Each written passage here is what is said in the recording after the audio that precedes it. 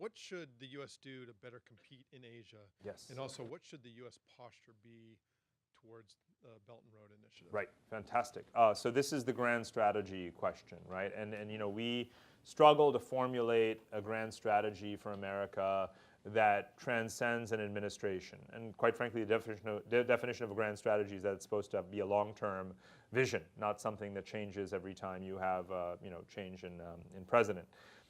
So strategy towards Asia should be to promote a multipolar Asia, right? And I believe that, again, historically, Asia is multipolar, so it shouldn't be that hard. Right now, the pushback against China from all of its neighbors indicates that there's a strong desire amongst Asians for there to be a multipolar Asia.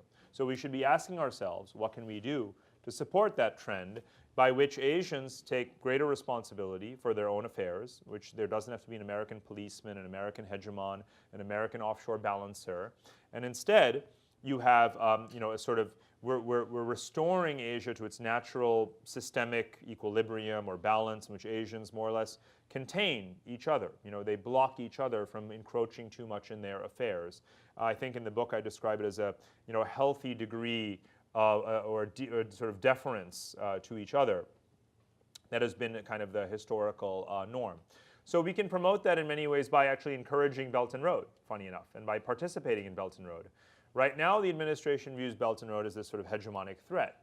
But the way these sort of imperial cycles work, and especially when it comes to giving the gift of infrastructure to your periphery, is that countries can use this to modernize, to diversify their economies, to grow, to attract greater foreign investment. And then over time, what happens is that these countries are no longer vassals of China, but they've grown out of their dependence on China.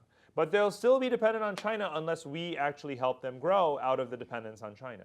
So the strategy should be to join the Trans-Pacific Partnership Trade Agreement, to invest more in these economies, to create the kinds of institutions. We've got this US IFDC, but that's small potatoes. Partner with Europeans and others, and when China is offering a 5%, you know, 6% loan, go to that country and give them a 2%, 3% loan, right? When they're going to be doing contracts with you know, Chinese construction companies, that's the kind of deal they should be doing with Bechtel or Siemens or something like that. Again, you don't get anywhere by just telling countries, oh, that's a really bad deal.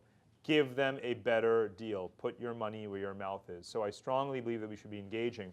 And there's a lot more to be said about the specifics of Belt and Road and diplomatically and what constitutes membership or not membership, and how if you were inside the tent, if we were inside that tent, we would actually be able to influence how it plays out in a way that actually benefits everyone. It can still very much be win-win, actually.